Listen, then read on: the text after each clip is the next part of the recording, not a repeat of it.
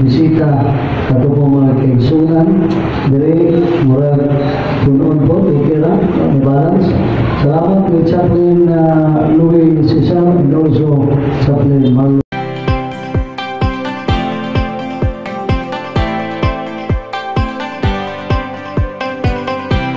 Solano. Kaya kay mga chaplains kaya kapita na ipadala sa Ginoo. Iksoon, di nga ito mabati ang Diyos. Ginangan tagtingog sa Diyos, pero di nga ito mabati. Mabati lamang na ito ang tingog sa Diyos kung muarita mataginggo. Ang mga alagad sa Diyos, mako'y aginaan sa pulong sa Diyos. Praise the Lord. So, salamat kayo. Bisang pinyon pa mo na ako, yan ang hinaw mo sa pulong sa Diyos sa tinuod lang. Lumikan sa kabisi na ito, gikan ninyang hapon, padulong sa umabot ka ng Sabado. Daghan ka na ito, nawala na kadungog sa pulong sa Diyos. Lahi na kayo na kita'y magbasa. Kaya sa'y magbasa ka sa Biblia kung ay magahin na ito, murang kang mabuhang, murang kang miyabang. So sama sa usa kayo luto na gustong malangin. Sige siya basa sa Biblia, naglibog na lang siya. Nagampo siya sa Ginoo, Lord, pangadi akong tao, kaya gusto niyo kong maluwas. Motong ipadala si Pilipi. Natuso sa kayo luto. So yun na mga igsoon nga doon ay panahon na walay tao na walay problema matagal daw. Eh ngayon mo ba nga kaya magkwartahan, walay problema. Kwartahan ka, magpubre ka, kita tanan doon ay problema. Ngayon punta nga, kaya magkwartahan, walay mabalatian. Siguro, may pampubre, hinagmay na sakit pero sa magkwartahan, tinanto na sakit. Mawas ka rin sa kino noon. Kung tapos ng guwapahan, guwapa pa si Sister Lainsin ni Juan. Ito, kaya sa kino. Tuminta kwarta, basta na ang kwarta. Wala iksoon nga, kung doon na tayo mga problema sa kinabuhin, doon na tayo mga balatihan sa kinabuhin, hindi ka magsalig ng tao.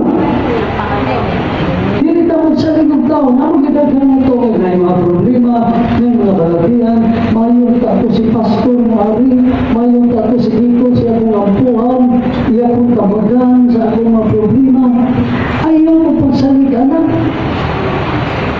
Kaya mabong ang panahon mga kaigsunan, kami mamrili, sige na may tikit sa mga sauro.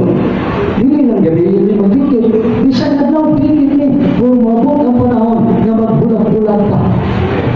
Nga naman, lutusog sa katapusang panahon ang mga iya sa Ginoo. Hindi magsaligtan na, may problema. May tato si Bradoy, magkasuloy, kaya kung kapagan si problema, ayaw. Natin problema, natin mabalatian, kasi ito sa pitong, ang Diyos. Amen. Ang Diyos perfecto, matong pa ni James, ang Diyos may perfecto. Ang tao ngalan na perfecto, hindi perfect. Si perfecto yasa yan. Oo na, pinangalan mo, pero hindi perfecto siya. Kinsa ang makatabang na ito, natin mga problema, natin mabalatian sa itong lawas, ang Diyos. Amen. Namin naging puso sakit. Giabuhan ko ng pastor. Dili si pastor nag-ayaw ni mo. Ang nag-ayaw ni mo, ang Diyos. Nilatay ang daong sa Diyos, nagto ni pastor. See? Pero naging problema ro, problema ng kwarta. Ato kasi nung itson, kwarta.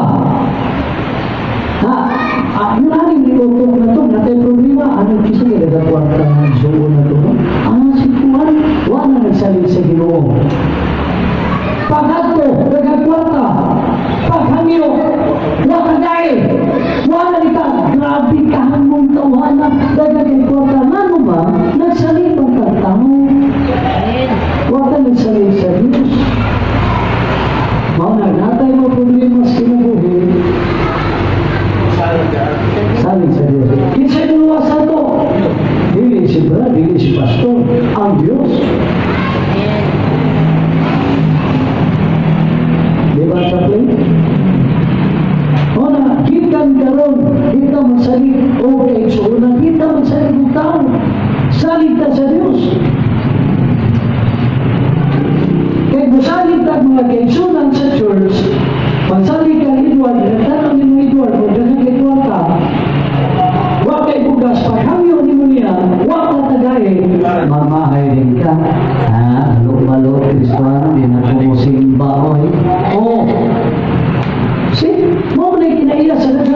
Kristohanon.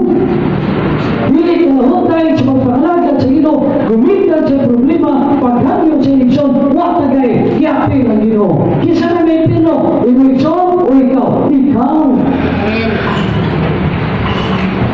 Amen? Paano ito ako ay introduction sa atong chapter? Atong Panginoon Diyos, ang madalas may sa Doro, kung niya, kung musunod na po ko, atong oras, aspawan.